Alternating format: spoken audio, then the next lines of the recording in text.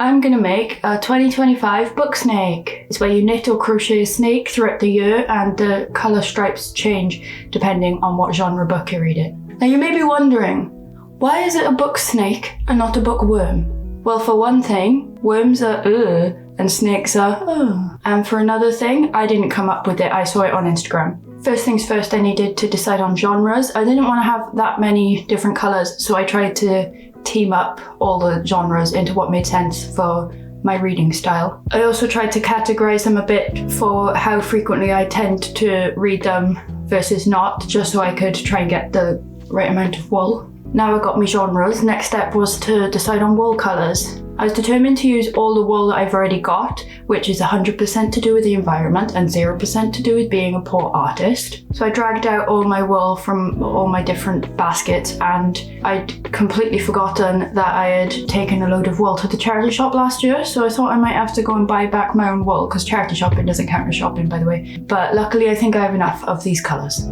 I was going to try knitting it in the round, but all of my looped knitting needles are way too big.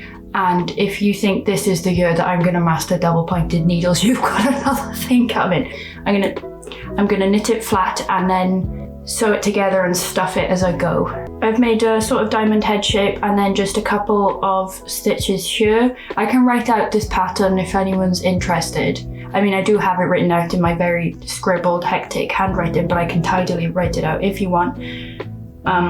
Well, let's see if it works first, shall we? I'm going to do one row for each star that I give a book, which will be difficult because I'm very bad at reviewing books. So let's do it, let's start. The first book I finished this year was graphic novel. It's the first in the Dead by Daylight series, which means this colour. So this book is the origin story of the killer, the Legion, and I really loved the art style. The story was interesting, but I've only given it 3 stars because I felt like there were some gaps where the feeling of like, oh, have I missed a page? That could be a me issue though. I don't really like it when stories have a lot of fill in the gap thing, so I don't know if it's that. I want you to explain it to me like I'm 5. I need all the details. I need you to tell me explicitly what happened because I can't make it up for myself. But I did still enjoy it, and I'm looking forward to reading more of the Dead by Daylight series because it's my favourite game ever, and if it's just like the narrative style or something, then maybe I'll get used to it.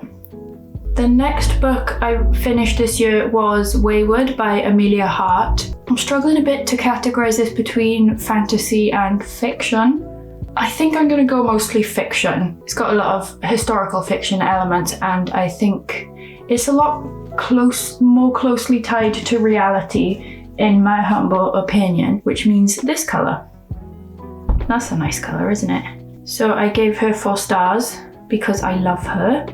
It's nature witchy goodness, women supporting women's rights and supporting women's wrongs. The story follows 3 women from the same family line but over different centuries. The chapters flip between each woman's perspective, and I thought that might become confusing, but luckily it didn't, because is it world building? I don't know if it counts as world building, but like the construction of like the vibes of the different eras were truly felt. So as you went into each new chapter, it was easy to feel where you were, or should I say when. The main characters were all well developed as well.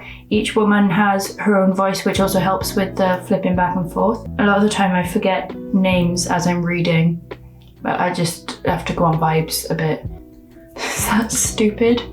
Am I revealing too much of my dumbass self? I don't know. So yeah, they've got their own distinct voices. Each woman is well developed. Each main character is well developed actually. But even though they're in their distinct timelines, all the stories are interwoven as well, which I really like. Each new generation is getting support from her ancestors. Just centuries of women helping each other. It's really nice. Another thing I really appreciated about Weyward was, even though one of the recurring themes for each story is mistreatment at the hands of men, just the worst kind of man who transcends history and then is always coming up with new ways to suppress and maim You know, that kind of man. But what I really appreciated was also the presence of good male characters. We love men who actively stand against other men who are gross and ew and smelly and misogynistic and rubbish. I also really liked natural witchy elements of Weyward as well. I'm not above feeling a little bit of nature connection, you know? I find it comforting to be in the grand cycle of things, just to like feel like a layer of this circular timeline that's just ever going forever and ever.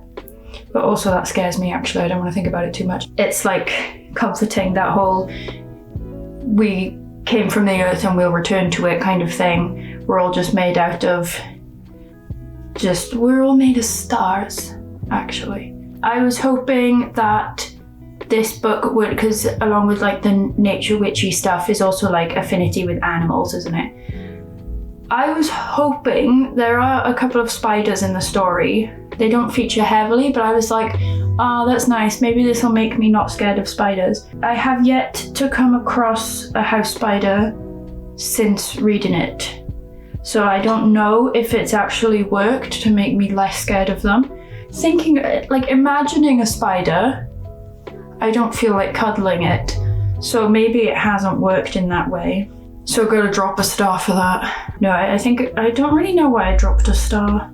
Sometimes I feel like 5 stars is just like too many for anything, you know? But then sometimes I'm a rubbish reviewer. I'll give stars willy-nilly. William-nilly, and will stars be given. Maybe some parts did drag a bit more long-winded chapters that I felt like took you out of the story. It was more of a slog, but that was just here and there, so I still stand by the 4-star ruling. The third book I finished this year was Talking at Night by Claire Daverley. I gave it 3 stars. Something that really bothered me as I was reading it was, even though it's set in the UK, I felt like it was just such an American voice, which kept throwing me off. And I googled multiple times, is the author American? But each time Google assured me that she hasn't suddenly turned into an American. I was just like, are you sure? But overall, I did enjoy the story. It's one of those, will they, won't they, why can't these 2 crazy kids just work it out kind of stories. But there were moments where that was annoying, and I was just like, just hurry up and fuck, it's not that hard. Also, I found myself thinking that the protagonists are being bad people quite a few times throughout the story, but I suppose that could be seen as being more realistic. What wasn't realistic was the, at different points, there's just really unrealistically patient partners. They're just more understanding than more people would be, and it's just, I was like, okay. I've seen reviews where other people have been bothered by the lack of quotation marks throughout the book. I wasn't bothered by that. Actually, I kind of liked it because I'm not like other readers. I think it's simply because, do you ever do the thing where as you're reading, if you see some dialogue coming up, like in my peripheral vision, my eyes will be like, and I will skip ahead and I'll read that dialogue and I'll be like, oh, and then I have to go back and read towards, you know? So I think it's simply that I didn't have any dialogue to skip ahead to my impatient, silly little brain. So I thought it was quite nice, to be honest. It's just occurred to me that I was supposed to do a stripe of the base colour between each book. Ah! There's hair that won't leave me alone. I don't want to start again. So what I might do instead is I will do a stripe between each month and then pretend it's on purpose, because I want to compare and contrast how much I read in each month. It was deliberate all along. It was a plan. So the 4th and 5th books that I read this year were, not that, graphic novels. They were both from the Boom Comics Jordie Bellaire Buffy the Vampire Slayer series. So this series is a remake, a revamp, if you will, of the original story. So it all starts again with Buffy moving to Sunnydale, and it's in the present day, and the stories just go completely different. Oh, hang on, no, I didn't say that yet. What did I say? What was I meant to say? Has John writing a script and then not following it, you bat? I'm really enjoying the story so far. Sometimes the art goes a bit nuts and I cannot tell who is meant to be who, but I am enjoying the storyline and I'm interested to see where it goes. I just finished volume 3, which is issues 9 to 12, I believe. I gave that 4 stars. And I also just finished the Hellmouth Buffy and Angel event, which I gave 3.5 stars, but I rounded it up to 4 because I'm not doing half rows. Not doing it. The layout of the events over these 2 issues was just weird. It's insane and really stupid. You have to keep flipping between each book to get from Hellmouth to issue 3 to get the full story. Otherwise you're confused. It's nonsense, and it's not all like really clearly labelled. You just had to figure it out yourself. But it only took me like a month to figure it out because I'm smart. But it would have taken me a lot less time if they'd just explicitly written it out. And that's just reading the Buffy and the Hellmouth ones. I'm not reading Angels. There are also some Angel comics that are meant to be like interspersed there. I'm not doing it. That's so convoluted and so silly. I'm not reading all that. So yeah, that one detail took away from the enjoyment a little bit. But the actual storyline I really like. Except I was confused by the epilogue. I can't remember which one. I think it was on Hellmouth. The epilogue confused me a bit, but I do have the next volume ready to go, so probably read that after my current reads. Those are all the books I finished this year so far, and this, if you imagine like 7 more rows of this green, that's the snake so far. My current reads are an audiobook of Murder in the Valleys by Pippa McCarthy, an ebook of Under the Whispering Door by TJ Klune, and I also have Buffy Volume 4 ready to go, but I'll probably finish the other 2 first. I'll be making periodic videos updating on my reading and my knitting. Don't know if I'll keep doing reviews. Let me know if you actually want to hear my reviews. They don't come that easily to me, so might do it, might not. I'm not sure how frequent the knitting videos will be either, because I'm all tangled up.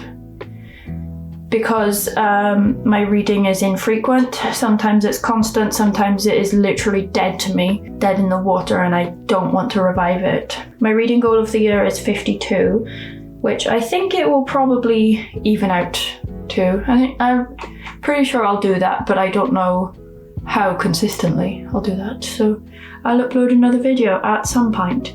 Thank you for watching, and see you at some point.